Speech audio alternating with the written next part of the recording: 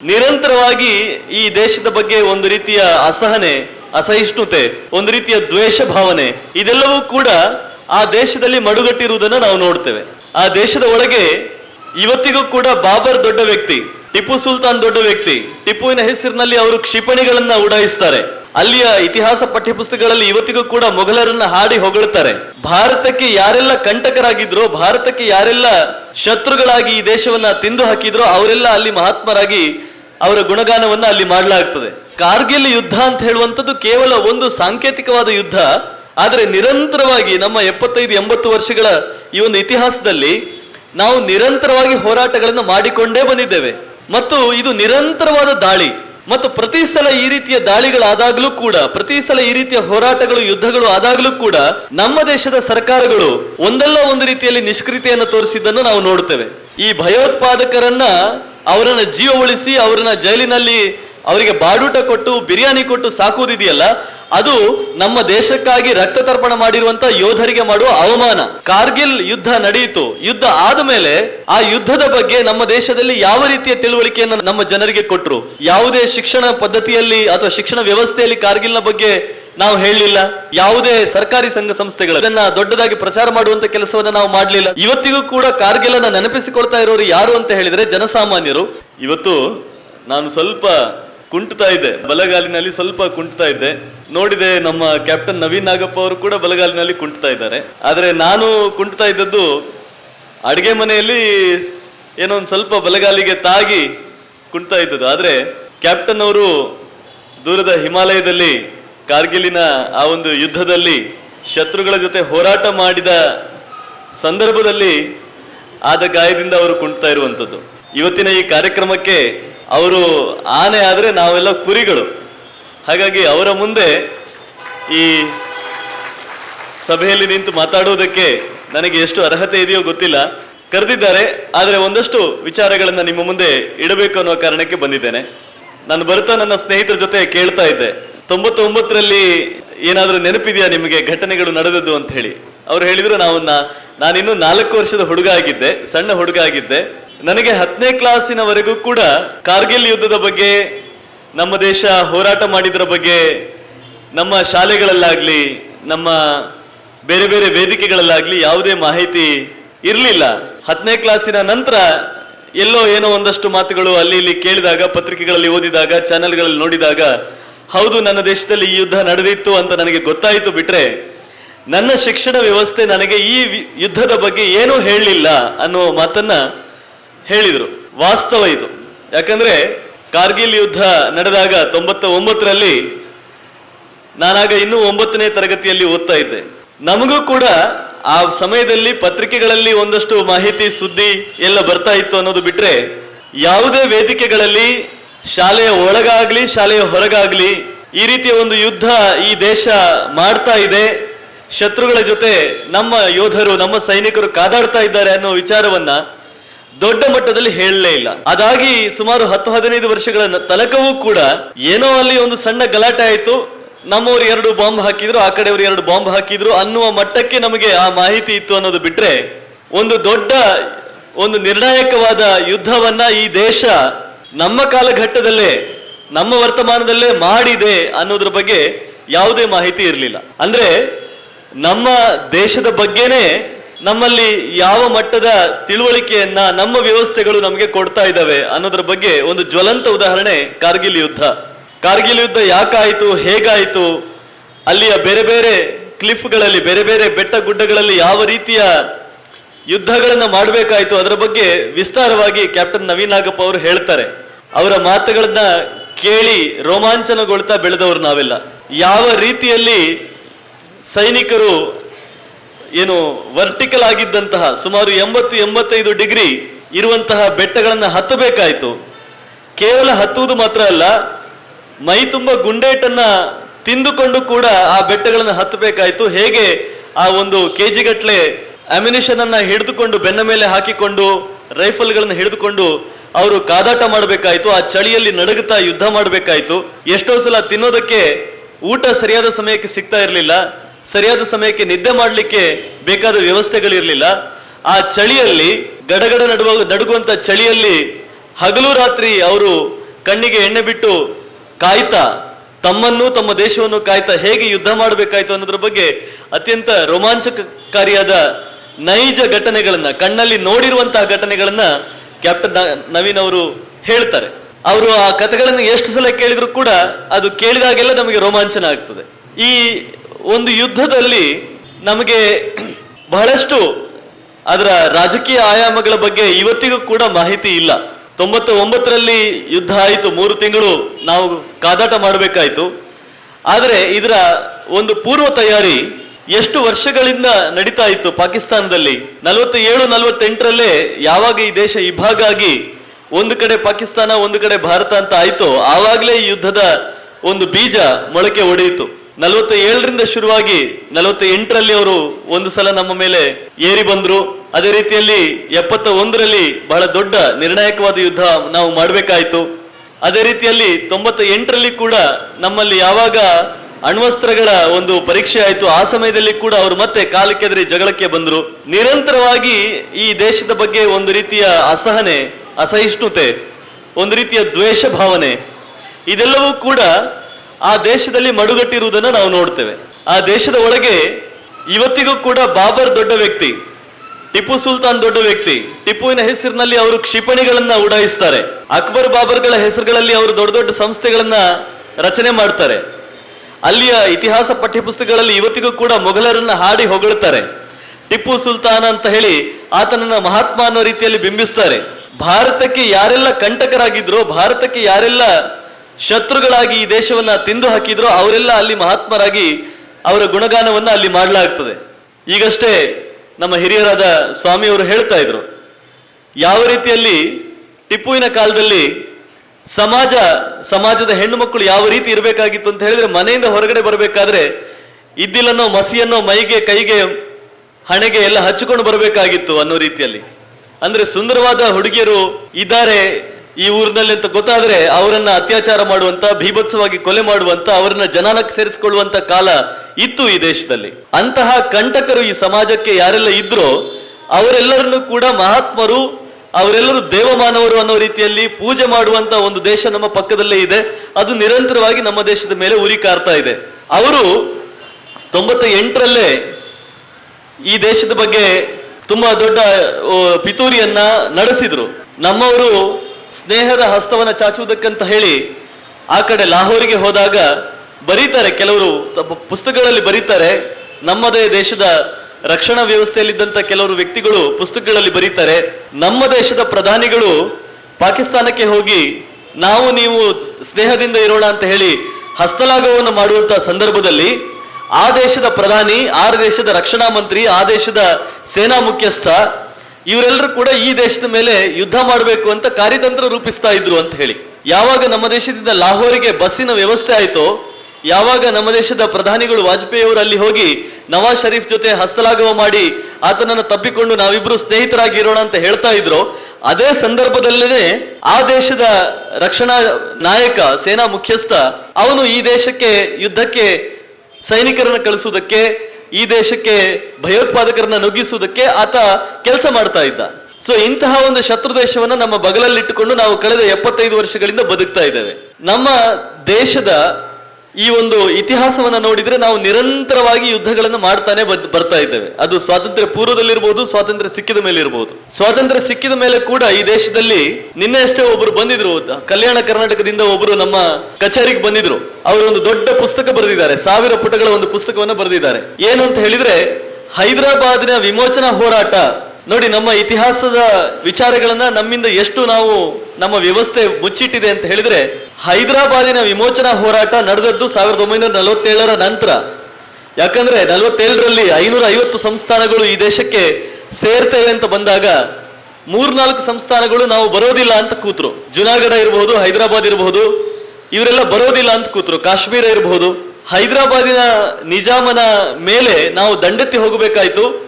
ಈ ದೇಶದ ಪ್ರಧಾನಿಗಳು ಯಾವುದೋ ಪರದೇಶಕ್ಕೆ ಪ್ರವಾಸ ಹೋದಾಗ ಈ ದೇಶದ ರಕ್ಷಣಾ ಮಂತ್ರಿಗಳು, ಈ ದೇಶದ ಗೃಹ ಮಂತ್ರಿಗಳು ಹೈದರಾಬಾದಿನ ಒಳಗೆ ಸೇನೆಯನ್ನ ನುಗ್ಗಿಸಿ ಹೈದರಾಬಾದನ್ನು ನಮ್ಮ ದೇಶಕ್ಕೆ ತೆಗೆದುಕೊಳ್ಬೇಕಾಯ್ತು. ಯಾಕೆಂತ ಹೇಳಿದ್ರೆ ಪ್ರಧಾನಿಗಳು ಅದಕ್ಕೆ ವಿರೋಧ ಇತ್ತು. ಇಲ್ಲ, ಅವ್ರ ಪಾಡಿಗಿರ್ಲಿ, ಅವರ ನಿರ್ಣಯ ಅವರು ತೆಗೆದುಕೊಳ್ಳಿ, ಬೇಕಾದ್ರಲ್ಲಿ ಜನಮತ ಮಾಡಲಿ, ಈ ತರದ ಮಾತುಗಳನ್ನ ನಮ್ಮ ದೇಶದ ಪ್ರಧಾನಿಗಳು ಹೇಳ್ತಾ ಇದ್ರು. ಹಾಗಾಗಿ ಅವರು ಹೊರದೇಶಕ್ಕೆ ಪ್ರವಾಸಕ್ಕೆ ಹೋದಾಗ ಗೃಹ ಮಂತ್ರಿಗಳು ಏಕಾಏಕಿಯಾಗಿ ಸೈನ್ಯವನ್ನ ನುಗ್ಗಿಸಿ ಹೈದರಾಬಾದಿನ ಒಳಗೆ ಒಂದು ರೀತಿಯ ಕ್ರಾಂತಿಕಾರಿ ಒಂದು ಕಾರ್ಯಾಚರಣೆಯನ್ನ ಮಾಡಿ ಆ ಒಂದು ರಾಜ್ಯವನ್ನ ನಮ್ಮ ದೇಶಕ್ಕೆ ಸೇರಿಸಿಕೊಳ್ಬೇಕಾಯ್ತು. ನಮಗೆ ಗೊತ್ತಿಲ್ಲದೆ ಇರುವ ವಿಚಾರ ಏನು ಅಂತ ಹೇಳಿದ್ರೆ, ಹೈದರಾಬಾದಿನ ವಿಮೋಚನಾ ಹೋರಾಟದಲ್ಲಿ 900 ಜನ ಭಾರತೀಯರು ಹುತಾತ್ಮರಾಗಿದ್ದಾರೆ. 900 ಜನ ಈ ದೇಶಕ್ಕಾಗಿ ಪ್ರಾಣಾರ್ಪಣೆ ಮಾಡಿದ್ದಾರೆ. ಯಾವಾಗ ಅಂತ ಹೇಳಿದ್ರೆ 47ರ ನಂತರ, 50ರ ದಶಕದಲ್ಲಿ. ಅದೇ ರೀತಿಯಲ್ಲಿ ನಮ್ಮ ದೇಶದಲ್ಲಿ ಗೋವಾ ರಾಜ್ಯ 47ರಲ್ಲಿ ಸ್ವಾತಂತ್ರ್ಯ ಸಿಕ್ಕಿದ್ರು ಕೂಡ ಗೋವಾ ರಾಜ್ಯ ನಮ್ಮೊಳಗೆ ಬಂದಿರಲಿಲ್ಲ. ಪೋರ್ಚುಗೀಸರು ಅದನ್ನ ನಮಗೆ ಕೊಟ್ಟಿರಲಿಲ್ಲ. ಹಾಗಾಗಿ ಆ ಒಂದು ರಾಜ್ಯದ ಒಳಗೆ ಕೂಡ ನಾವು ಸೇನೆಯನ್ನ ನುಗ್ಗಿಸಬೇಕಾದ ಒಂದು ಅನಿವಾರ್ಯತೆ ಬಂತು. ಸಂಸತ್ತಿನಲ್ಲಿ ಅದರ ಬಗ್ಗೆ ಬಿಸಿ ಬಿಸಿ ಚರ್ಚೆ ಆಯಿತು. ನೀವು ಈ ದೇಶ ಸ್ವಾತಂತ್ರ್ಯ ತೆಗೆದುಕೊಂಡಿದೆ ಅಂತ ಹೇಳ್ತಾ ಇದ್ದೀರಿ, ಆದ್ರೆ ಗೋವಾ ರಾಜ್ಯ ಇನ್ನೂ ಕೂಡ ನಮ್ಮ ಕೈಗೆ ಬಂದಿಲ್ಲ. ಪೋರ್ಚುಗೀಸರು ಇದನ್ನ ತಮ್ಮ ಅಧೀನದಲ್ಲಿ ಇಟ್ಕೊಂಡಿದ್ದಾರೆ. ನಾವು ಅಲ್ಲಿಗೆ ಸೇನೆಯನ್ನ ನುಗ್ಗಿಸಿ ಅಥವಾ ಅವ್ರ ಜೊತೆ ಮಾತುಕತೆಯನ್ನ ಮಾಡಿ ಆ ಒಂದು ರಾಜ್ಯವನ್ನು ನಮ್ಮ ಕೈಗೆ ತೆಗೆದುಕೊಳ್ಬೇಕು ಅಂತ ಹೇಳಿದಾಗ ಆಗ ಕೂಡ ನಮ್ಮ ದೇಶದ ಪ್ರಧಾನಿಯವರು ಮೌನವಾಗಿಯೇ ಇದ್ರು.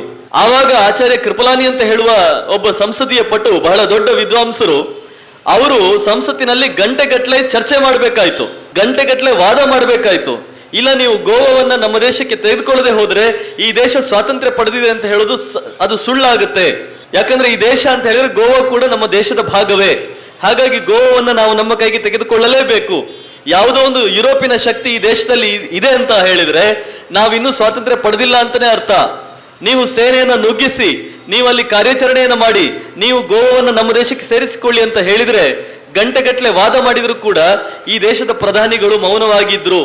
ಕೊನೆಗೆ ರಾಷ್ಟ್ರೀಯ ಸ್ವಯಂ ಸೇವಕ ಸಂಘದ ಸುಮಾರು 1000 ಸ್ವಯಂ ಸೇವಕರು ಗೋವಾದ ಒಳಗೆ ಸ್ವಾತಂತ್ರ್ಯ ಹೋರಾಟಗಾರರ ರೀತಿಯಲ್ಲಿ ನುಗ್ಗಬೇಕಾಯ್ತು.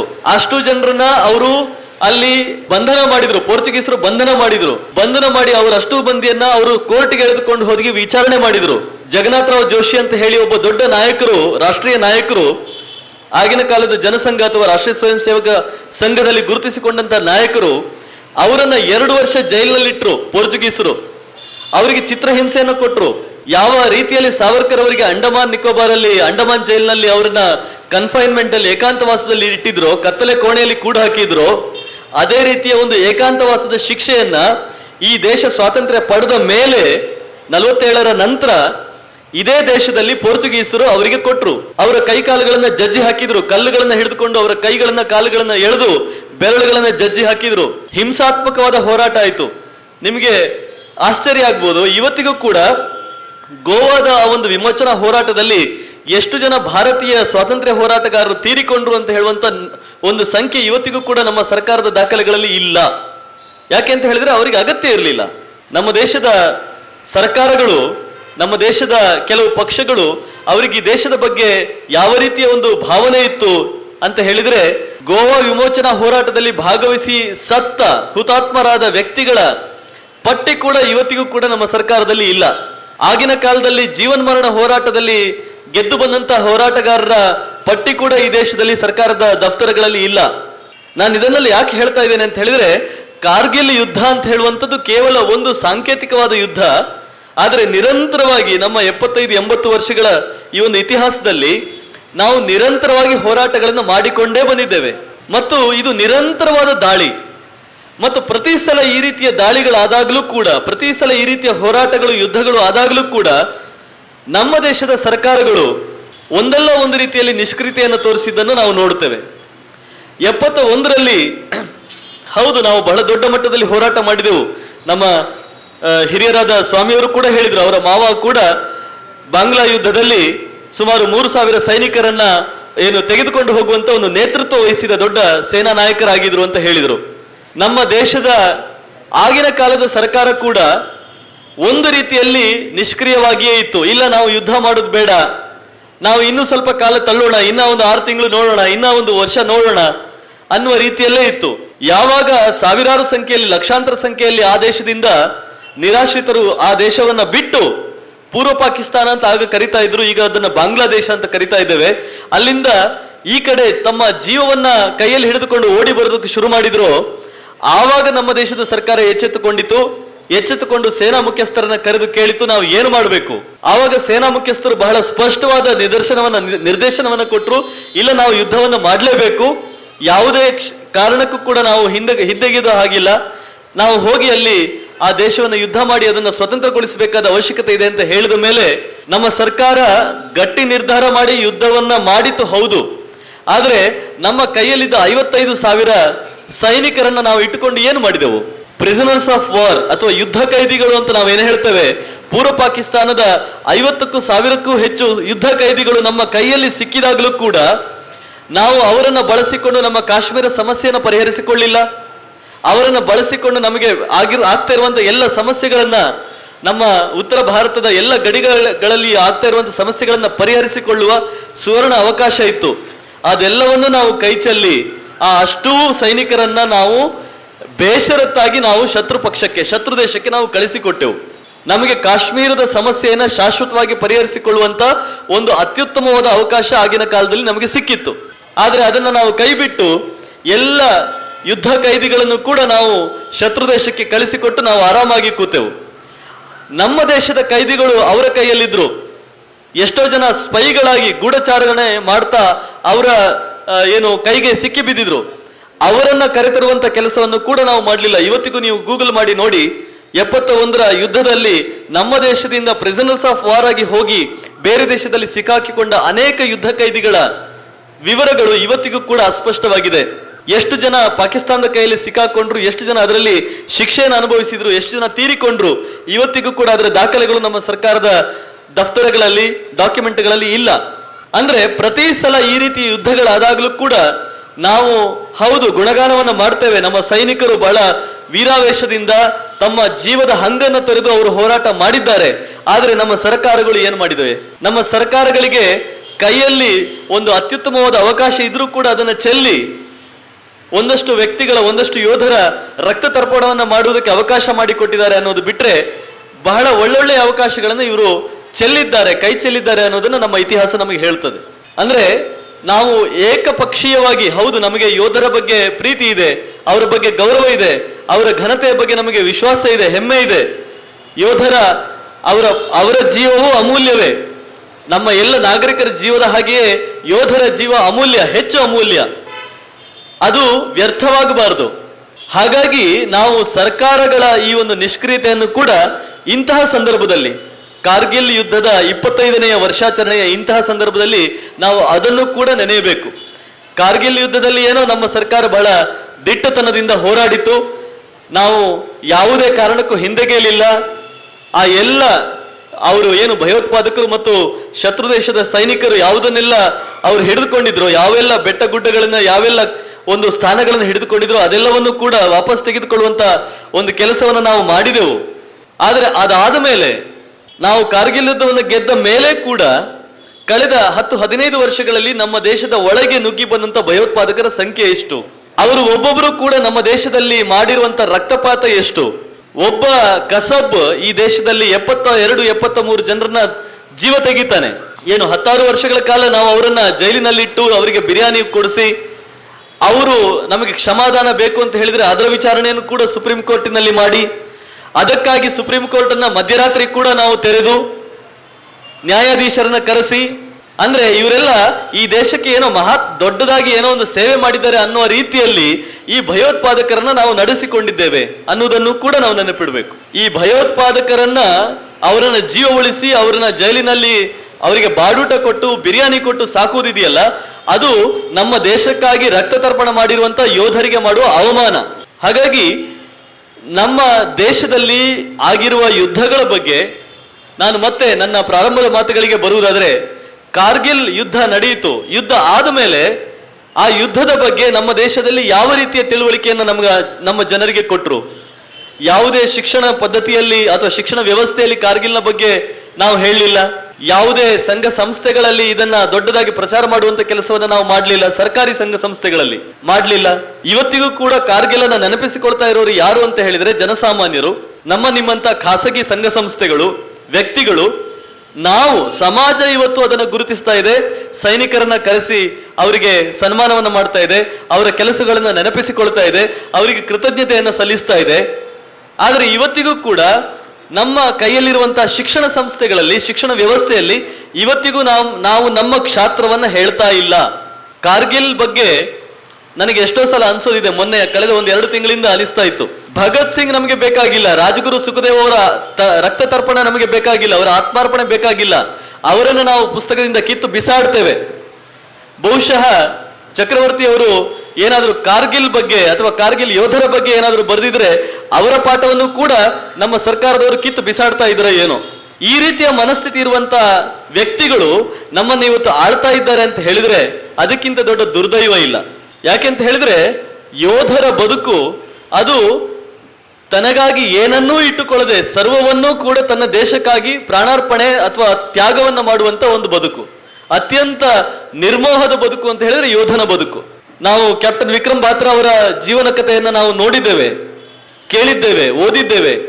ಅವರ ರೀತಿಯಲ್ಲೇ ಟೈಗರ್ ಹಿಲ್ ನಲ್ಲಿ ನೋಡಿ, ಒಂದು ಕತೆ ನಾವು ಈ ಸೈನಿಕರ ಜೀವನದ ಬಗ್ಗೆ ಅಥವಾ ಅವರು ಹೋರಾಟ ಮಾಡಿದ ರೀತಿಯ ಬಗ್ಗೆ ನಾವು ಓದ್ತೇವೆ. ಅವರು ಯಾವ ರೀತಿಯಲ್ಲಿ ಆ ಪರ್ವತವನ್ನ ಹತ್ತುತ್ತಾ ಇದ್ರು, ಯಾವ ರೀತಿಯಲ್ಲಿ ಬಂಕರ್ಗಳನ್ನ ನಾಶ ಮಾಡ್ತಾ ಇದ್ರು, ಯಾವ ರೀತಿಯಲ್ಲಿ ತಮ್ಮ ಮೈಯೊಳಗೆ ಗುಂಡೇಟು ಬಿದ್ರೂ ಕೂಡ ಆ ಗುಂಡುಗಳನ್ನ ಮೈಯಲ್ಲಿ ಇಟ್ಟುಕೊಂಡು ಕೂಡ ಅವರು ಹೇಗೆ ಯುದ್ಧಗಳನ್ನು ಮಾಡ್ತಾ ಹೋದ್ರು. ನಾವು ಸಂಜಯ್ ಕುಮಾರ್ನ ಒಂದು ಜೀವನವನ್ನು ನೋಡ್ತೇವೆ. 15 ಗುಂಡನ್ನ ಮೈಯಲ್ಲಿ ಇಟ್ಟುಕೊಂಡು ಕೂಡ ಆತ ಆ ಬಂಕರ್ಗಳನ್ನ ನಾಶ ಮಾಡೋದಕ್ಕೆ ಹೋದ್ರು. ಮನೋಜ್ ಕುಮಾರ್ ಪಾಂಡೆ ಅವರ ಬದುಕನ್ನ ನೋಡ್ತೇವೆ. ತಾನು ಏನಾದ್ರೂ ಸುಮ್ಮನೆ ಇದ್ರೆ ತನ್ನ ಇಡೀ ಆ ಒಂದು ಟೀಮ್, ತನ್ನ ಇಡೀ ಟ್ರೂಪ್ ಅಲ್ಲಿ ನಾಶವಾಗುತ್ತೆ, ಬಾಂಬಿಗೆ ಎರವಾಗುತ್ತೆ ಅಂತ ಹೇಳಿ ಅವರು ಗ್ರೆನೇಡ್ ಅನ್ನೇ ಅಪ್ಪಿಕೊಂಡಂತಹ ದೊಡ್ಡ ಯೋಧ. ಗ್ರೆನೇಡ್ ಅನ್ನು ಅಪ್ಪಿಕೊಂಡು ಆ ಇಡೀ ಸ್ಫೋಟ ತನಗಾಗ್ಲಿ ಅಂತ ಹೇಳಿ ತನ್ನ ಜೀವವನ್ನ ದೇಶಕ್ಕಾಗಿ ಕೊಟ್ಟಂತಹ ಮಹಾನ್ ಯೋಧ. ಸೊ ಈ ಎಲ್ಲ ಕಥೆಗಳನ್ನ ನಾವು ನೋಡ್ತೇವೆ. ಯೋಧರು ಯಾವ ರೀತಿಯಲ್ಲಿ ಹೋರಾಟ ಮಾಡಿದ್ರು ಅನ್ನೋದ್ರ ಬಗ್ಗೆ ನಮಗೆ ಗೊತ್ತಿದೆ. ಆದ್ರೆ ಅವರ ವೈಯಕ್ತಿಕ ಬದುಕು, ಅಲ್ಲಿ ಒಬ್ಬ ಸೈನಿಕ ಅವರು ತೀರಿಕೊಂಡು 13 ದಿನ ಆದ್ಮೇಲೆ ಅವರ ಶವ ನಮಗೆ ಸಿಗುತ್ತದೆ. ಕಾರ್ಗಿಲ್ ಯುದ್ಧದ ಸಮಯದಲ್ಲಿ ಯಾದವ್ ಅಂತ ಹೇಳಿ ಒಬ್ಬ ಸೈನಿಕ ತೀರಿಕೊಂಡು 13 ದಿನ ಆದ್ಮೇಲೆ ಅವರ ಶವ ಇವರಿಗೆ, ನಮ್ಮ ಸೈನಿಕರಿಗೆ ಸಿಗ್ತದೆ, ನಮ್ಮ ಸೇನಾ ವ್ಯವಸ್ಥೆಗೆ ಸಿಗ್ತದೆ. ಅದನ್ನ ತೆಗೆದು ನೋಡಿದಾಗ, ಶವವನ್ನು ನೋಡಿದಾಗ ಅದರ ಕಿಸೆಯಲ್ಲಿ ಒಂದು ಪತ್ರ ಸಿಗ್ತದೆ. ಆ ಪತ್ರ ಅವರ ಹೆಂಡತಿ ಬರೆದದ್ದು. ಆ ಪತ್ರವನ್ನ ಅವರಿನ್ನೂ ಓಪನ್ ಕೂಡ ಮಾಡಿರಲಿಲ್ಲ. ತನ್ನ ಹೆಂಡತಿ ತನಗೆ ಬರೆದಂತ ಒಂದು ಪತ್ರವನ್ನ ನೋಡಿ, ಅವರು ಅಷ್ಟು ದೂರದಲ್ಲಿ -30, -40, -50 ಡಿಗ್ರಿ ಸೆಲ್ಸಿಯಸ್ನ ಆ ಒಂದು ಶೈತ್ಯದಲ್ಲಿ ಯುದ್ಧ ಮಾಡ್ತಾ ಇರಬೇಕಾದ್ರೆ ಎಷ್ಟೋ ದಿನಗಳ ನಂತರ ಬಂದಂತ ಒಂದು ಪತ್ರ. ನಮಗಾದ್ರೆ ಇವತ್ತು ಬೆಳಿಗ್ಗೆ ವಾಟ್ಸ್ಆ್ಯಪ್ ನೋಡದೇ ಇದ್ರೆ ನಮಗೆ ದಿನ ಏನು ಶುರುವಾಗಿಲ್ಲ ಅಂತ ಅನಿಸ್ಬಿಡ್ತದೆ, ಚಡಪಡಿಕೆ ಶುರುವಾಗ್ತದೆ.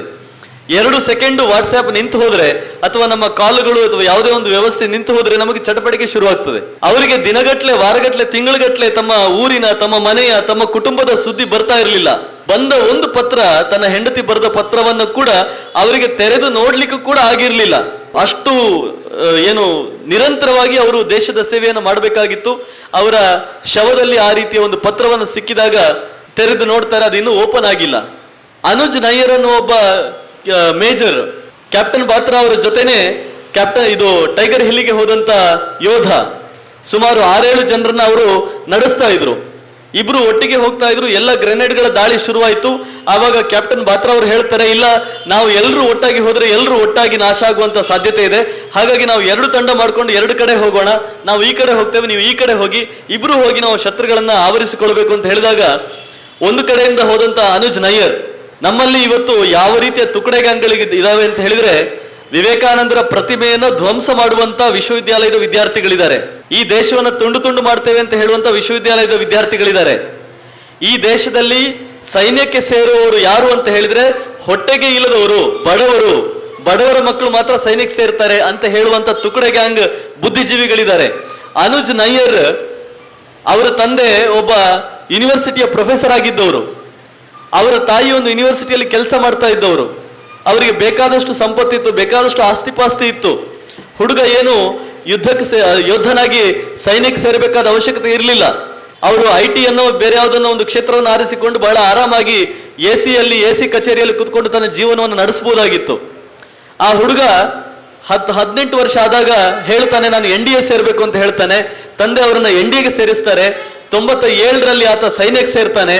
ಸೈನ್ಯಕ್ಕೆ ಸೇರಿದ ಮೇಲೆ ಯಾವತ್ತೋ ಒಂದು ಸಲ ಮನೆಗೆ ಬಂದವನು ಒಂದು ವಿಸ್ಕಿ ಬಾಟಲಿನ ತನ್ನ ತಂದೆ ಕೊಟ್ಟು ಹೇಳ್ತಾನೆ, ಇದನ್ನ ನೀನು 25ನೆಯ ಏನು ವಿವಾಹೋತ್ಸವ ಯಾವತ್ತಿರುತ್ತೆ ಅವತ್ತು ನೀನು ಇದನ್ನ ಓಪನ್ ಮಾಡಿ ನಾವಿಬ್ರು ಕುಡಿಯೋಣ ಅಂತ ಹೇಳಿ ಹೇಳಿ ಹೋದಂತ ಹುಡುಗ 99ರ ಆಗಸ್ಟಿನಲ್ಲಿ ನಿನಗೆ ಮದುವೆ ಮಾಡ್ತೇನೆ ಅಂತ ಹೇಳಿದ ಅಪ್ಪ ಅದಕ್ಕಾಗಿ ಹೆಣ್ಣನ್ನ ನೋಡಿದ್ರು.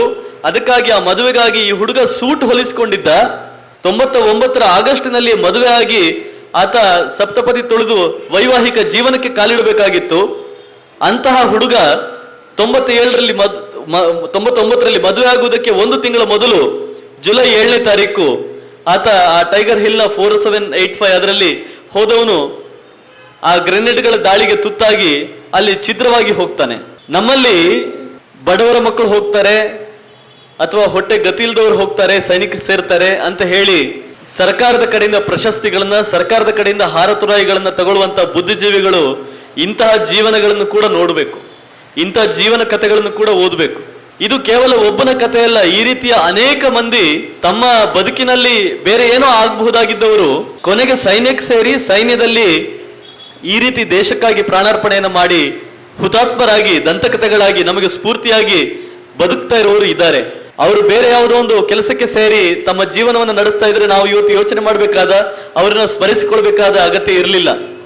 ಯಾಕೆ ಸ್ಮರಿಸಿಕೊಳ್ಬೇಕು ಅಂತ ಹೇಳಿದ್ರೆ, ತನ್ನ ಜೀವನದ ಎಲ್ಲವನ್ನೂ ದೇಶಕ್ಕಾಗಿ ತ್ಯಾಗ ಮಾಡಿದ, ತನ್ನ ವೈವಾಹಿಕ ಜೀವನವನ್ನು ಕೂಡ ತನ್ನ ದೇಶಕ್ಕಾಗಿ ತ್ಯಾಗ ಮಾಡಿದ ಇಂತಹ ನೂರಾರು ಮಹಿಮಾನ್ವಿತರು ಇವರು ಈ ದೇಶಕ್ಕಾಗಿ ಈ ಕೆಲಸಗಳನ್ನ ಮಾಡದೆ ಹೋಗಿದ್ರೆ, ಈ ತ್ಯಾಗವನ್ನ ಮಾಡದೆ ಹೋಗಿದ್ರೆ ನಾವು ಇಷ್ಟು ಆರಾಮಾಗಿ ನಮ್ಮ ಬದುಕುಗಳನ್ನು ಕಟ್ಟಿಕೊಳ್ಳೋದಕ್ಕೆ ಸಾಧ್ಯ ಆಗ್ತಾ ಇರಲಿಲ್ಲ.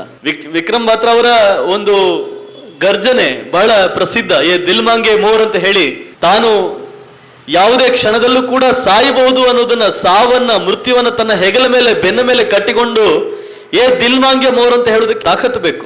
ಯಾವುದೋ ಕೋಕಾ-ಕೋಲಾ ಪೆಪ್ಸಿ ಬಾಟಲ್ ಹಿಡ್ಕೊಂಡು ದಿಲ್ ಮಾಂಗೆ ಮೋರ್ ಹೇಳುವ ರೂಪದರ್ಶಿಗಳು ಬೇಕಾದಷ್ಟು ಸಿಗ್ತಾರೆ, ಕೋಟಿಗಟ್ಟಲೆ ಸಂಭಾವನೆ ಪಡೀತಾರೆ. ಮೃತ್ಯುವನ್ನ ಬೆನ್ನಲ್ಲಿ ಕಟ್ಟಿಕೊಂಡು, ಕೆಜಿಗಟ್ಟಲೆ ರೈಫಲ್ಗಳನ್ನ ಕಟ್ಟಿಕೊಂಡು, ಅಮ್ಯುನಿಷನ್ಗಳನ್ನ ಕಟ್ಟಿಕೊಂಡು ಏ ದಿಲ್ ಮಾಂಗೆ ಮೋರ್ ಅಂತ ಹೇಳೋದಕ್ಕೆ ತಾಕತ್ತು ಬೇಕು. ಅವರು ಒಂದು ಮಾತು ಹೇಳ್ತಾರೆ, ನಾನು ಹೇಗೂ ಯುದ್ಧಕ್ಕೆ ಹೋಗ್ತಾ ಇದ್ದೇನೆ, ಅಲ್ಲಿ ಹೋಗಿ ನಮ್ಮ ದೇಶದ ಧ್ವಜವನ್ನ ಆ ಬೆಟ್ಟದ ಮೇಲೆ ನಾನು ಊರಿ ಬರ್ತೇನೆ, ಇಲ್ಲ ನಾನು ನನ್ನ ದೇಹಕ್ಕೆ ಆ ಬಾವುಟವನ್ನ ಸುತ್ತಿಕೊಂಡು ಬರ್ತೇನೆ ಅಂತ. ಅವರ ದೇಹಕ್ಕೆ ಕೊನೆಗೆ ಅವರು ಬಾವುಟವನ್ನ ಸುತ್ತಿಕೊಂಡು ಬಂದರು. ಅದರ ಜೊತೆಗೇನೆ ಅವರು ಈ ದೇಶದ ಆ ಒಂದು ಅಸ್ಮಿತೆಯಾಗಿರುವಂತ ಕಾರ್ಗಿಲ್ನಲ್ಲಿ, ಹಿಮಾಲಯದಲ್ಲಿ ತಿರಂಗ ರಾಷ್ಟ್ರದ ಧ್ವಜವನ್ನ ಊರುವುದಕ್ಕೆ ಕೂಡ ಅವರು ಸಹಾಯವನ್ನ ಮಾಡಿದರು. ಈ ರೀತಿಯ ಅನೇಕ ವ್ಯಕ್ತಿಗಳು ನಾನು ಓದ್ತಾ ಇದ್ದೆ. ಕಾರ್ಗಿಲ್ನ ವಿಚಾರವನ್ನ ನೋಡುವಾಗ ಎಷ್ಟು ಮಂದಿ ಎಷ್ಟು ರೀತಿಯಲ್ಲಿ ಸಹಕಾರ ಮಾಡಿದ್ದಾರೆ. ಒಬ್ಬ ಕುರುಬರ ಹುಡುಗ, ಬಹುಶಃ ಅವನು ಅವತ್ತು ಅದನ್ನ ಬಂದು ಸೈನ್ಯದವರಿಗೆ ಹೇಳದೇ ಇದ್ದಿದ್ರೆ ಅವತ್ತಿಗೂ ಕೂಡ ಆ ವಿಚಾರ ಗೊತ್ತಾಗ್ತಾ ಇರಲಿಲ್ಲ. ಒಬ್ಬ ಕುರುಬರ ಹುಡುಗ ಕೂಡ ಅದರಲ್ಲಿ ಸಹಾಯ ಮಾಡಿದ್ದಾನೆ. ಒಂದು ಹೆಸರುಗತ್ತೆಯ ಕಥೆಯನ್ನು ನಾನು ಓದ್ತಾ ಇದ್ದೆ. ಅಲ್ಲಿ ಆ ಒಂದು ಬೆಟ್ಟ ಗುಡ್ಡಗಳಲ್ಲಿ, ಆ ಒಂದು ಎತ್ತರದ ಕಡಿದಾದ ಕಣಿವೆಗಳಲ್ಲಿ, ಪರ್ವತಗಳಲ್ಲಿ ನಾವು ಬೇರೆ ಏನನ್ನು ಸಾಗಿಸ್ಲಿಕ್ಕೆ ಸಾಧ್ಯ ಇಲ್ಲ. ಯಾವುದೇ ಜೀಪ್ ಕೂಡ ಹೋಗುದಿಲ್ಲ, ಜಿಪ್ಸಿ ಕೂಡ ಹೋಗುದಿಲ್ಲ, ಯಾವುದೇ ವ್ಯಕ್ತಿಗಳು ಕೂಡ ಆ ಒಂದು ಅಷ್ಟು ಭಾರವನ್ನು ಹೊತ್ಕೊಂಡು ಹೋಗ್ಲಿಕ್ಕೆ ಸಾಧ್ಯ ಇಲ್ಲ. ಹೆಸರುಗತ್ತೆಗಳಲ್ಲಿ ಸಾಗಿಸ್ಬೇಕು. ಅಂತಹ ಒಂದು ಕತ್ತೆಯ ಮೇಲೆ ಬಾಂಬುಗಳನ್ನ ಅಥವಾ ಈ ಎಲ್ಲ ಮದ್ದುಗುಂಡುಗಳನ್ನ ಹೇರಿಕೊಂಡು ಸಾಗಿಸ್ತಾ ಇದ್ದಾಗ ಹತ್ತಿರದಿಂದ ಅನೇಕ ಮದ್ದುಗುಂಡುಗಳು ಬಂದು ಬಡಿತಾ ಇದ್ರು ಕೂಡ ಆ ಕತ್ತೆ ಆ ಕಡೆ ಈ ಕಡೆ ನೋಡದೆ ಅದು ನೇರವಾಗಿ ಹೋಗಿ ನಮ್ಮ ಯೋಧರಿಗೆ ಆ ಮದ್ದುಗುಂಡುಗಳನ್ನು ಸಪ್ಲೈ ಮಾಡ್ತಾ ಇತ್ತು. ಇಂತಹ ಮಾತು ಬಾರದ ಪ್ರಾಣಿಗಳು ಕೂಡ ಈ ಒಂದು ಯುದ್ಧಕ್ಕಾಗಿ ಕೆಲಸ ಮಾಡಿದಾವೆ. ಒಬ್ಬ ಅಡಿಗೆ ಭಟ್ರ ಕಥೆಯನ್ನು ನಾನು ಓದ್ತಾ ಇದ್ದೆ. ಯಾಕಂದ್ರೆ ಇಲ್ಲಿ ಯೋಧರಿಗೆ ನಿರಂತರವಾಗಿ ಆಹಾರವನ್ನು ಪೂರೈಕೆ ಮಾಡಬೇಕಾದ ಅನಿವಾರ್ಯತೆ, ಮತ್ತು ಅಲ್ಲಿ ಏನೂ ಸಿಗೋದಿಲ್ಲ. ಏನನ್ನಾದ್ರೂ ತಗೊಂಡು ಹೋಗ್ಬೇಕು ಅಂದ್ರೆ ಕಿಲೋಮೀಟರ್ ಗಟ್ಟಲೆ ದೂರದಿಂದ ಅದನ್ನು ತಗೊಂಡು ಬರಬೇಕು. ಆಹಾರ ಸಾಮಗ್ರಿಗಳನ್ನು ತಗೊಂಡು ಬರಬೇಕು, ಒಲೆ ಇತ್ಯಾದಿ ಎಲ್ಲವನ್ನು ತಗೊಂಡು ಬರಬೇಕು, ಪಾತ್ರೆ ಪರಡಿಗಳನ್ನು ತಗೊಂಡು ಬರಬೇಕು.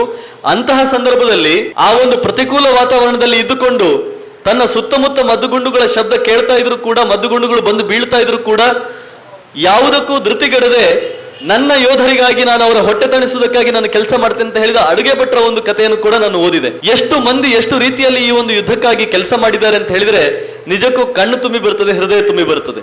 ನಾವು ನಿಜಕ್ಕೂ ಹೇಳಬೇಕಾಗಿರೋದು ಯಾವ ಕಥೆಗಳನ್ನ ಈ ದೇಶದಲ್ಲಿ ಅಂತ ಹೇಳಿದ್ರೆ ಇಂತಹ ಕಥೆಗಳನ್ನ ನಾವು ಹೇಳಬೇಕು. ಈ ಯೋಧರ ಕಥೆಗಳನ್ನ, ಈ ಯುದ್ಧದಲ್ಲಿ ತಮ್ಮ ಒಂದು ಕೆಲಸಗಳನ್ನ ಬೇರೆ ಬೇರೆ ರೀತಿಯಲ್ಲಿ ಮಾಡಿದ, ಈ ದೇಶಕ್ಕಾಗಿ ತ್ಯಾಗವನ್ನು ಮಾಡಿದ, ಈ ದೇಶಕ್ಕಾಗಿ ತಮ್ಮ ಎಲ್ಲವನ್ನು ಸಮರ್ಪಣೆ ಮಾಡಿದ ಇಂತಹ ಕಥೆಗಳನ್ನು ನಾವು ನಮ್ಮ ಮಕ್ಕಳಿಗೆ ಓದಿಸಬೇಕಾಗಿದೆ, ನಮ್ಮ ಸಮಾಜಕ್ಕೆ ಹೇಳಬೇಕಾಗಿದೆ. ಹೀಗೆ ಅನೇಕ ವಿಚಾರಗಳನ್ನ ನಾನು ಹೇಳಬಹುದು. ಇಡೀ ಕಾರ್ಗಿಲ್ನಲ್ಲಿ ಸುಮಾರು 500ಕ್ಕೂ ಹೆಚ್ಚು ಮಂದಿ ನಮ್ಮ ದೇಶದ ಸೈನಿಕರು ಹುತಾತ್ಮರಾದ್ರು. ಸುಮಾರು 1300ಕ್ಕೂ ಹೆಚ್ಚು ಮಂದಿ ಗಾಯಾಳುಗಳಾದರು. ನಮ್ಮ ಕ್ಯಾಪ್ಟನ್ ಅವರು ಕೂಡ ಅವರಲ್ಲಿ ಒಬ್ಬರು. ಆ ಯುದ್ಧದಲ್ಲಿ ಭಾಗವಹಿಸಿ ಮದ್ದುಗುಂಡುಗಳನ್ನು ತಮ್ಮ ದೇಹಕ್ಕೆ ಸ್ವೀಕಾರ ಮಾಡಿಕೊಂಡು ಗಾಯಾಳುಗಳಾಗಿ ಬಂದವರು ಕೂಡ ಬಹಳ ದೊಡ್ಡ ಸಂಖ್ಯೆಯಲ್ಲಿದ್ದಾರೆ. ನಚಿಕೇತನು ಒಬ್ಬ ಏರ್ಫೋರ್ಸಿನ ಒಬ್ಬ ಪೈಲಟ್, ಅವರು ಅಲ್ಲಿ ಪ್ರಿಸನರ್ ಆಫ್ ವಾರ್ ಆಗಿ ಸಿಕ್ಕಿಬಿದ್ರು. ಆಮೇಲೆ ಅಲ್ಲಿಂದ ಅವರನ್ನ ವಾಪಸ್ಸು ಭಾರತಕ್ಕೆ ಬಿಡುಗಡೆ ಮಾಡಲಾಯಿತು. ಅವರು ಕೂಡ ಬಹಳಷ್ಟು ಕಷ್ಟ ನಷ್ಟಗಳನ್ನ, ಹಿಂಸೆಯನ್ನ ನೋಡಿಕೊಂಡು ಬಂದವರೇನೆ. ಈ ಎಲ್ಲ ಘಟನಾವಳಿಗಳು ನಡೆದು ಸುಮಾರು 25 ವರ್ಷ ಆಗಿದೆ. ಒಂದು ಕಡೆಯಲ್ಲಿ ಈ ಯುದ್ಧದ ಕ್ಷಣ ಕ್ಷಣದ ಮಾಹಿತಿಯನ್ನ ನಮ್ಮ ಜನಗಳಿಗೆ ತೋರಿಸ್ತೇವೆ ಅಂತ ಹೇಳಿ ಪಾಕಿಸ್ತಾನಕ್ಕೆ ಸಹಾಯ ಮಾಡ್ತಾ ಇದ್ದಂತ ಒಂದಷ್ಟು ಮಾಧ್ಯಮದ ವ್ಯಕ್ತಿಗಳು, ಈ ಯುದ್ಧ ಬೇಕಾ, ಇದನ್ನು ಮಾಡಬೇಕಾಗಿಲ್ಲ, ಅಲ್ಲಿ ಒಂದಷ್ಟು ಬಡವರಿಗೆ ನೀವು ಹೊಟ್ಟೆ ತುಂಬಿಸಿ ಒಂದಷ್ಟು ಗಂಜಿ ಕೇಂದ್ರಗಳನ್ನು ತೆರೀರಿ, ಈ ಯುದ್ಧ ಎಲ್ಲ ನಮಗೆ ಬೇಡ ಅಂತ ಹೇಳಿ ಶಾಂತಿ ಪಾಠವನ್ನು ಹೇಳ್ತಾ ಇದ್ದಂತ ಬುದ್ಧಿಜೀವಿಗಳು, ಮತ್ತು ಈ ಇಡೀ ದೇಶದಲ್ಲಿ ಈ ಯುದ್ಧವನ್ನ ಸುಮ್ಮನೆ ಮೌನವಾಗಿ ನೋಡ್ತಾ ಯಾವ ರೀತಿಯಲ್ಲಿ ಇದಕ್ಕೆ ತಮ್ಮ ಪ್ರತಿಕ್ರಿಯೆಯನ್ನು ಕೊಡಬೇಕು, ಯಾವ ರೀತಿಯ ಸಹಕಾರವನ್ನು ಕೊಡಬೇಕು ಅಂತ ಗೊತ್ತಾಗದೇ ಇದ್ದಂತ ಕೋಟ್ಯಂತರ ಮೂಕ ನಾಗರಿಕರು ಮತ್ತು ಈ ಒಂದು ಯುದ್ಧದ ಪರವಾಗಿ ನಿಂತು ನಿರಂತರವಾಗಿ ಸೈನಿಕರಿಗೆ, ನಮ್ಮ ದೇಶದ ಏನು ಕಟ್ಟಾಳುಗಳಿಗೆ ಸ್ಫೂರ್ತಿಯನ್ನು ತುಂಬುತ್ತಾ ಇದ್ದಂತ ಒಂದಷ್ಟು ರಾಷ್ಟ್ರ ನಾಯಕರು.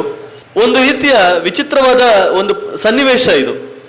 ನಾವು 71ರ ಯುದ್ಧವನ್ನು ನಾವು ನೋಡಿಲ್ಲ, 62ರ ಯುದ್ಧವನ್ನು ನೋಡಿಲ್ಲ, 48ರ ಯುದ್ಧವನ್ನು ನೋಡಿಲ್ಲ, 99ರಲ್ಲಿ ನಡೆದ ಈ ಯುದ್ಧ ಇದು ಒಂದು ಯುದ್ಧವೇ ಅಲ್ಲ ಅನ್ನೋ ರೀತಿಯಲ್ಲಿ ಕೂಡ ನರೇಟಿವ್ ಅನ್ನ ಈ ದೇಶದಲ್ಲಿ ಕಟ್ಟಿಕೊಟ್ಟವರಿದ್ದಾರೆ.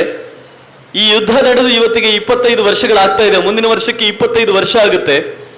ನಾವು ಇವತ್ತಾದರೂ ಇದೊಂದು ಬಹಳ ನಿರ್ಣಾಯಕವಾದ ಯುದ್ಧ ಅಂತ ಇವತ್ತಾದರೂ ಇದಕ್ಕೊಂದು ಎಕ್ನಾಲೇಜ್ ಮಾಡಬೇಕಾದ ಅವಶ್ಯಕತೆ ಇದೆ. ಕಾರ್ಗಿಲ್ ಯುದ್ಧದಲ್ಲಿ ಮಡಿದವರು ಕಡಿಮೆ ಸಂಖ್ಯೆಯಲ್ಲಿ ಏನಿಲ್ಲ, 500 ಸಂಖ್ಯೆಯಲ್ಲಿ ಮಡಿದಿದ್ದಾರೆ ಅಂತ ಹೇಳಿದ್ರೆ ಬಹಳ ದೊಡ್ಡ ಮಟ್ಟದ ಯುದ್ಧವನ್ನೇ ಈ ದೇಶ ಮಾಡಿದೆ, ನೋಡಿದೆ, ಕಂಡಿದೆ. ಹಾಗಾಗಿ ಇವತ್ತಾದರೂ ಕೂಡ ಕಾಲು ಶತಮಾನ ಕಳೆದು ಹೋದ ಮೇಲಾದರೂ ಕೂಡ ಈ ದೇಶ ಈ ಯುದ್ಧವನ್ನ ಎಕ್ನಾಲೇಜ್ ಮಾಡಬೇಕಾದ, ಇದು ಈ ದೇಶ ಗೆದ್ದ ಯುದ್ಧ ಅಂತ ಹೇಳಬೇಕಾದ ಅವಶ್ಯಕತೆ ಇದೆ. ಯಾಕಂದ್ರೆ ನಮ್ಮ ಇತಿಹಾಸದಲ್ಲಿ ನಾವು ಎಲ್ಲ ಸೋತ ಕಥೆಗಳನ್ನು ಹೇಳ್ತಾ ಹೋಗಿದ್ದೇವೆ. ಅವರು ಬಂದ್ರು ಸೋತ್ರು, ಇವರು ಬಂದ್ರು ಸೋತ್ರು, ಮತ್ತೊಬ್ಬರು ಬಂದ್ರು ಸೋತ್ರು. ನಾವು ಗೆದ್ದ ಕಥೆಗಳನ್ನು ಹೇಳುವುದಾದ್ರೆ ಖಂಡಿತವಾಗಿಯೂ ಕಾರ್ಗಿಲ್ ಯುದ್ಧದ ಬಗ್ಗೆ ನಾವು ಕಥೆಗಳನ್ನು ನಮ್ಮ ಮಕ್ಕಳಿಗೆ ಹೇಳಬೇಕಾಗಿದೆ, ನಮ್ಮ ಪಠ್ಯಪುಸ್ತಕಗಳಲ್ಲಿ ಇದನ್ನು ತರಬೇಕಾಗಿದೆ. ಇವತ್ತಿಗೂ ಕೂಡ ನಮ್ಮ ಲೇಹ್ ಲಡಾಖ್ನಲ್ಲಿ ನಾವು ಹೋದಾಗ ನಾವು ಪ್ರತಿಯೊಬ್ಬರು ಕೂಡ ಕಾರ್ಗಿಲ್ ಯುದ್ಧವನ್ನ ಸ್ಮರಿಸುವವರು, ಅದರ ಬಗ್ಗೆ ಕೃತಜ್ಞತೆ ಇರುವವರು ಪ್ರತಿಯೊಬ್ಬರು ಕೂಡ ನಮ್ಮ ಜೀವನದಲ್ಲಿ ಹೇಗೆ ಜೀವನದಲ್ಲಿ ಒಂದ್ಸಲ ತಿರುಪತಿಗೆ, ಜೀವನದಲ್ಲಿ ಒಂದ್ಸಲ ಕಾಶಿಗೆ ಹೋಗಿ ಬರಬೇಕು ಅಂತ ಇರುತ್ತೋ ಅದೇ ರೀತಿಯಲ್ಲಿ ಒಂದು ಸಲ ನಾವು ಲಡಾಖಿಗೆ ಕೂಡ ಹೋಗಿ ಬರಬೇಕು. ಅಲ್ಲಿಯ ಹಿಮಾಲಯದ ಒಂದು ಪರಿಚಯವನ್ನ ಮಾಡಿಕೊಳ್ಬೇಕು. ನಮಗೆ ಹಿಮಾಲಯದ 5-5.5 ಸಾವಿರ ಮೀಟರ್ಗಳ ಎತ್ತರಕ್ಕೆ ಹೋಗ್ಲಿಕ್ಕೆ ಆಗದೇ ಇರಬಹುದು, ಅಲ್ಲಿಯ ಕಡಿದಾದ ಗುಡ್ಡ ಕಣಿವೆಗಳನ್ನ ಹತ್ತಿ ಇಳಿಯೋದಕ್ಕೆ ಆಗದೇ ಇರಬಹುದು. ಕನಿಷ್ಠ ಲಡಾಖಿಗೆ, ಲೇಹ್ ಲಡಾಖಿಗೆ ನಾವು ಹೋಗಿ ನಮ್ಮ ಯೋಧರು ಯಾವ ರೀತಿಯಲ್ಲಿ ಅಲ್ಲಿ ಹಗಲು ರಾತ್ರಿ ಕೆಲಸ ಮಾಡ್ತಾ ಇದ್ದಾರೆ ಅನ್ನೋದ್ರ ಸಣ್ಣ ಪರಿಚಯವನ್ನಾದ್ರೂ ನಾವು ಮಾಡಿಕೊಳ್ಬೇಕಾಗ್ತದೆ. ಅಲ್ಲಿ ಯೋಧರ ಒಂದು ಸ್ಮಾರಕ ಇದೆ, ಸುಮಾರು 130 ಮೀಟರ್ ಎತ್ತರದಲ್ಲಿ ಇರುವಂತಹ ಒಂದು ಧ್ವಜ ಇದೆ. ಸುತ್ತಮುತ್ತ ಏನೇನೂ ಇಲ್ಲ, ಎಲ್ಲ ಬಿಳಿಯ ಹಿಮ ಹಿಮ ಹಿಮ, ಉದ್ದಾನುದ್ದಕ್ಕೆ ಕಿಲೋಮೀಟರ್ ಗಟ್ಟಲೆ ಉದ್ದಕ್ಕೆ ಬಯಲು, ಆಮೇಲೆ ಸಡನ್ ಆಗಿ ಪರ್ವತ ಗುಡ್ಡಗಳು ಇತ್ಯಾದಿಗಳೆಲ್ಲ ಇರುವಂತಹ ಹಸಿರು ಕಾಣದಿರುವಂತಹ ಒಂದು ಜಾಗದಲ್ಲಿ ನಮಗೆ ಹೋಗ್ತಾ ಇದ್ದ ಹಾಗೇನೆ 130 ಅಡಿಗಳಷ್ಟು ಉದ್ದದ ಆ ಒಂದು ಬಾವುಟ, ಭಾರತದ ರಾಷ್ಟ್ರಧ್ವಜ ಅದು ಆಕಾಶದಲ್ಲಿ ಹಾರಾಡ್ತಾ ಇರುವುದನ್ನು ನೋಡಿದಾಗ ಒಂದು ಕ್ಷಣ ನಾವು ಸ್ತಂಭೀಭೂತರಾಗ್ತೇವೆ, ದಿಗ್ಮೂಢರಾಗ್ತೇವೆ. ಒಂದು ಸಲ ನಮಗೆ ನಮ್ಮ ಮೈಯಲ್ಲಿ ವಿದ್ಯುತ್ ಸಂಚಾರ ಆಗ್ತದೆ. ಅಂತಹ ಒಂದು ಅನುಭವವನ್ನು ಪಡೆಯೋದಕ್ಕಾದ್ರೂ ನಾವು ಎಲ್ಲರೂ ಕೂಡ ಜೀವನದಲ್ಲಿ ಒಮ್ಮೆ ಆದ್ರೂ ಲಡಾಖಿಗೆ ಹೋಗಿ ಬರಬೇಕು. ಅಲ್ಲಿಯ ಆ ಯೋಧರ ಒಂದು ಕಷ್ಟದ ಬದುಕನ್ನ, ಅವರು ಯಾವ ರೀತಿ ತಮ್ಮ ಜೀವನವನ್ನಲ್ಲಿ ಬಾಳ್ತಾ ಇದ್ದಾರೆ ಅನ್ನೋದನ್ನ ನಾವು ಕಣ್ಣಾರೆ ನೋಡಿ ಕಣ್ಣು ತುಂಬಿಸಿಕೊಂಡು ಬರಬೇಕಾದ ಅವಶ್ಯಕತೆ ಇದೆ. ಅದನ್ನು ಮಾಡಿದ್ರೆ ಮಾತ್ರ ಬಹುಶಃ ನಮಗೆ ಅವರು ಯಾವ ರೀತಿಯಲ್ಲಿ ಯುದ್ಧವನ್ನು ಮಾಡಿರ್ಬೋದು ಅನ್ನೋದ್ರ ಸಣ್ಣ ಅಂದಾಜಾದ್ರೂ ಬರ್ಬೋದು. ಇಲ್ಲದೇ ಇದ್ರೆ ನಾವು ಇಲ್ಲಿ ಕೂತ್ಕೊಂಡು ಬಹಳ ಆರಾಮಾದ ಸಮಶೀತೋಷ್ಣ ವಾತಾವರಣದಲ್ಲಿ ಬೆಂಗಳೂರಲ್ಲಿ ಕೂತ್ಕೊಂಡು ನಾವು ಯುದ್ಧದ ಬಗ್ಗೆ ಮಾತಾಡಿದ್ರೆ ನಮಗೆ ಏನೇನೋ ಅನ್ಸೋದಿಲ್ಲ, ಏನೂ ಗೊತ್ತಾಗೋದಿಲ್ಲ. ನಾವು ಅವರು ಬೆಟ್ಟ ಗುಡ್ಡಗಳು ಅಂತ ಹೇಳಿದಾಗ ನಾವಿಲ್ಲಿ ರಾಮಾಂಜನೇಯ ಗುಡ್ಡನೋ ಅಥವಾ ರಾಗಿ ಗುಡ್ಡನೋ ಆ ಥರದ ಯಾವುದೋ ಗುಡ್ಡ ಇರಬೇಕು ಅಂತ ಅಂದುಕೊಳ್ತೇವೆ. ಖಂಡಿತವಾಗಿಯೂ ಹಾಗೆ ಇಲ್ಲ. ಹಾಗಾಗಿ ಆ ಒಂದು ಯುದ್ಧದ ಪರಿಚಯವನ್ನ ನಾವು ಸಣ್ಣ ಮಟ್ಟಿಗಾದರೂ ಮಾಡಿಕೊಂಡು ನಮ್ಮ ದೇಶ ಪ್ರೇಮವನ್ನು ನಮ್ಮ ಒಳಗೆ ತುಂಬಿಸಿಕೊಳ್ಳುವ ಅಗತ್ಯ ಇದೆ. ನಮ್ಮ ಮಕ್ಕಳಿಗೆ ಕಾರ್ಗಿಲ್ ಯುದ್ಧದ ಬಗ್ಗೆ ಹೇಳಬೇಕಾದ ಅವಶ್ಯಕತೆ ಇದೆ. ಆಶ್ಚರ್ಯ ಏನು ಅಂತ ಹೇಳಿದ್ರೆ, ಕಾರ್ಗಿಲ್ ಯುದ್ಧ ಆದ್ಮೇಲೆ ಹುಟ್ಟಿದವರು ಕೂಡ ಇವತ್ತು 23-24 ವರ್ಷದವರಾಗಿದ್ದಾರೆ. ಅವರು ಕೂಡ ಮದುವೆ ವಯಸ್ಸಿಗೆ ಬಂದಿದ್ದಾರೆ. ಅವರು ಕೂಡ ತಮ್ಮ ಮುಂದಿನ ತಲೆಮಾರಿಗೆ ಈ ಯುದ್ಧದ ಬಗ್ಗೆ ಹೇಳಬೇಕಾದ ಅವಶ್ಯಕತೆ ಖಂಡಿತವಾಗಿಯೂ ಇದೆ. ಯಾಕೆಂತ ಹೇಳಿದ್ರೆ ಕೇವಲ ಯುದ್ಧ ಅಂತ ಹೇಳಿದ್ರೆ ನಾನಾಗ್ಲೇ ಹೇಳಿದ ಹಾಗೆ ಯಾವಾಗಲೂ ಒಂದು ಸಲ ಯಾರೋ ಶತ್ರುಗಳು ಬರ್ತಾರೆ ಅವರನ್ನು ನಾವು ಹೊಡೆದು ಉರುಳಿಸುವುದು ಅದು ಮಾತ್ರ ಯುದ್ಧ ಅಲ್ಲ. ಇಲ್ಲಿ ನಾವು ನಿರಂತರವಾಗಿ ಯುದ್ಧವನ್ನು ಮಾಡಬೇಕಾಗಿದೆ. ಕಾರ್ಗಿಲ್ನಲ್ಲಿ ನಾವು ಮಾಡಿದ್ದು ಒಂದು ಮೂರ್ತ ರೂಪದ ಯುದ್ಧ. ಅಲ್ಲಿ ಸೈನಿಕರು ಎದುರಾಬುದುರ ನಿಂತು ಯುದ್ಧವನ್ನು ಮಾಡಿದ್ರು, ಒಂದು ಮೂರ್ತ ರೂಪದ ಯುದ್ಧ. ಆದರೆ ಅಮೂರ್ತ ರೂಪದಲ್ಲಿ ನಾವು ಪ್ರತಿನಿತ್ಯ ನಮ್ಮ ದೇಶದ ಒಳಗಿರುವ ಶತ್ರುಗಳ ಜೊತೆ ನಾವು ಯುದ್ಧವನ್ನು ಮಾಡಬೇಕಾಗಿದೆ. ಆ ಯುದ್ಧವನ್ನು ಕೂಡ ನಾವು ಜಾರಿಯಲ್ಲಿಡಬೇಕಾಗಿದೆ. ಈ ದೇಶವನ್ನು ತುಂಡು ತುಂಡು ಮಾಡ್ತೇವೆ, ಈ ದೇಶವನ್ನು ನಾವು ಹರಿದು ಮುಗ್ತೇವೆ ಅಂತ ಹೇಳುವ ಅನೇಕ ಶತ್ರುಗಳನ್ನು ನಾವು ಈ ದೇಶದ ಒಳಗೆ ಇದ್ದುಕೊಂಡೇ ಬ್ರಹ್ಮ ಕ್ಷತ್ರಿಯರಾಗಿ ನಾವು ಯೋಧರಾಗಿ ನಾವು ಸದೆ ಬಡಿಬೇಕಾದ ಅವಶ್ಯಕತೆ ಇದೆ.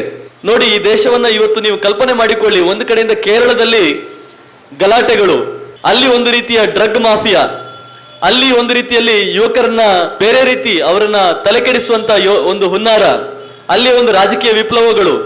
ಈ ಕಡೆ ನಾವು ತಮಿಳುನಾಡಿಗೆ ಬಂದ್ರೆ ಅಲ್ಲಿ ಮತ್ತೆ ಆರ್ಯ ದ್ರಾವಿಡ ಅನ್ನುವಂತ ಹಳಸಲು ಥಿಯರಿಗಳನ್ನ ಇಟ್ಟುಕೊಂಡು ಅಲ್ಲಿ ಭಾರತವನ್ನು ತುಂಡು ಮಾಡುವಂತ ಒಂದು ಸಂಚು. ನಾವು ಈ ದೇಶದ ಭಾಗ ಅಲ್ಲ, ನಾವು ಪ್ರತ್ಯೇಕ ಅಂತ ಹೇಳಿ ಅಲ್ಲಿ ಕೂಡ ಒಂದಷ್ಟು ಯುವಜನರನ್ನ ತಲೆಕೆಡಿಸುವಂತ ಯೋಚನೆಗಳು, ಕಾರ್ಯತಂತ್ರಗಳು ನಡೀತಾ ಇದ್ದಾವೆ. ಸ್ವಲ್ಪ ಆ ಕಡೆ ಹೋದ್ರೆ ಪಶ್ಚಿಮ ಬಂಗಾಳದಲ್ಲಿ ಇವತ್ತು ಪರಿಸ್ಥಿತಿ ಯಾವ ರೀತಿ ಇದೆ ಅನ್ನೋದು ನಿಮ್ಗೆ ಎಲ್ಲರಿಗೂ ಗೊತ್ತಿರುವಂತದ್ದೇ. ನಾವು ಟಿವಿ ಚಾನೆಲ್ಗಳನ್ನ ನೋಡಿದ್ರೆ ನಮಗೆ ಗೊತ್ತಾಗ್ತದೆ ಯಾವ ರೀತಿ ಇವತ್ತು ಪಶ್ಚಿಮ ಬಂಗಾಳ ಹಾಳಾಗ್ತಾ ಇದೆ, ಯಾವ ರೀತಿ ಇವತ್ತು ಮಣಿಪುರ ಹೊತ್ತಿ ಉರಿತಾ ಇದೆ, ಯಾವ ರೀತಿ ಇವತ್ತು ಅಸ್ಸಾಂನ ಒಳಗೆ ಶತ್ರುಗಳು ಬೇರೆ ಬೇರೆ ರೂಪದಲ್ಲಿ ಬೇರೆ ರೀತಿಯಲ್ಲಿ ಬಂದು ಸೇರ್ಕೊಳ್ತಾ ಇದ್ದಾರೆ, ಯಾವ ರೀತಿಯಲ್ಲಿ ಇವತ್ತು ಭೂತಾನ್ ನೇಪಾಳಗಳು ನಮ್ಮ ದೇಶದ ವಿರುದ್ಧ ತಮ್ಮ ರಾಜಕೀಯ ಹಿತಾಸಕ್ತಿಯ ದಾಳವನ್ನು ಉರುಳಿಸ್ತಾ ಇದ್ದಾವೆ, ಯಾವ ರೀತಿಯಲ್ಲಿ ಇವತ್ತಿಗೂ ಕೂಡ ಕಾಶ್ಮೀರ ಒಂದು ರೀತಿಯ ಬೂದಿ ಮುಚ್ಚಿದ ಕೆಂಡವಾಗಿದೆ. ನಾವು ನೋಡಿದ್ರೆ ಈ ದೇಶದ ಸುತ್ತ ಈ ಎಲ್ಲ ಶತ್ರುಗಳು ಬೇರೆ ಬೇರೆ ರೀತಿಯಲ್ಲಿ ಇವತ್ತಿಗೂ ಕೂಡ ಕಾರ್ಯತತ್ಪರರಾಗಿದ್ದಾರೆ ಅನ್ನೋದು ನಮ್ಗೆ ಗೊತ್ತಾಗ್ತದೆ. ಕಾರ್ಗಿಲ್ ಆಯ್ತು, ಮುಗಿಯಿತು. ಆದ್ರೆ ಅದು ಮುಗಿದು 25 ವರ್ಷಗಳಾದರೂ ಕೂಡ ಈ ಶತ್ರುಗಳು ಇವತ್ತಿಗೂ ಕೂಡ ಅವರು ಕಾರ್ಯತಂತ್ರವನ್ನ ನಿರಂತರವಾಗಿ ಜಾರಿಯಲ್ಲಿಟ್ಟಿದ್ದಾರೆ.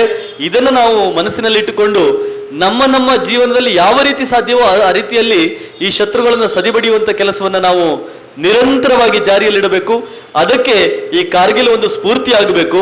25 ವರ್ಷಗಳ ಈ ಒಂದು ವರ್ಷಾಚರಣೆ, ಈ ಒಂದು ಸಂಭ್ರಮಾಚರಣೆ, ಇದು ಇಡೀ ವರ್ಷ ನಿರಂತರವಾಗಿ ನಡೆಯುವಂತ ಕೆಲಸ ಆಗಬೇಕು. ಬೇರೆ ಬೇರೆ ರೀತಿಯಲ್ಲಿ ನಾವು ನಮ್ಮ ದೇಶ ಪ್ರೇಮವನ್ನು ತೋರಿಸುವುದಕ್ಕೆ ಅವಕಾಶಗಳು ಮೂಡಿ ಬರಬೇಕು. ನಮ್ಮ ಮಕ್ಕಳಿಗೆ ದೇಶ ಪ್ರೇಮವನ್ನು ಮೂಡಿಸುವಂತ ಕೆಲಸಗಳು ನಿರಂತರವಾಗಿ ನಮ್ಮ ಶಾಲೆಗಳಲ್ಲಿ ನಡಿಬೇಕು. ಈ ಎಲ್ಲ ಕೆಲಸಗಳು ಆಗುವುದಕ್ಕೆ ಇದೊಂದು ನಾಂದಿ ಕಾರ್ಯಕ್ರಮ ಆಗಲಿ ಅಂತ ನನ್ನ ಆಶಯ. ವಾಜಪೇಯಿ ಅವರು 99ರಲ್ಲಿ ಪ್ರಧಾನಿಗಳಾಗಿದ್ರು. ಕಾರ್ಗಿಲ್ ಯುದ್ಧದ ಘೋಷಣೆ ಆದದ್ದು, ಕಾರ್ಗಿಲ್ ಯುದ್ಧವನ್ನು ನಾವು ಗೆದ್ದಿದ್ದೇವೆ ಅನ್ನುವ ಘೋಷಣೆ ಆದದ್ದು, ಕಾರ್ಗಿಲ್ ಯುದ್ಧ ಮುಗಿದದ್ದು, ಇದೆಲ್ಲವೂ ಕೂಡ ವಾಜಪೇಯಿ ಅವರ ಕಾಲದಲ್ಲೇನೆ. ಆ ಒಂದು 3-4 ತಿಂಗಳ ಅವಧಿಯಲ್ಲಿ ಇದೆಲ್ಲವೂ ಕೂಡ ನಡೆದು ಹೋಯಿತು. ವಾಜಪೇಯಿ ಅವರು ಕವಿ ಹೃದಯದ ರಾಜಕಾರಣಿ. ಅವರು ಒಂದು ಕಡೆ ಒಂದು ಮಾತನ್ನ ಹೇಳಿದ್ದಿದೆ, ಏ ಅರ್ಪಣ ಕಿ ಭೂಮಿ ಹೇ, ಏ ತರ್ಪಣ ಕಿ ಭೂಮಿ ಹೇ, ಏನು ವಂದನ್ ಕಿ ಭೂಮಿ ಹೇ, ಏ ಅಭಿನಂದನ್ ಕಿ ಭೂಮಿ ಹೇ. इस देश की नदी नदी हमारे लिए गंगा है, इस देश की कंकड़ कंकड़ हमारे लिए शंकर है. हम जिएंगे तो इस देश के लिए, हम मरेंगे तो इस देश के लिए, और मरने की बाद भी हमारे अस्थियों को इस देश की गंगा में बहती हुई हमारे अस्थियों को कोई कान लगाकर सुनेगा तो एक ही आवाज आएगी, भारत माता की जय, भारत माता की जय, भारत माता की जय. नमस्कार.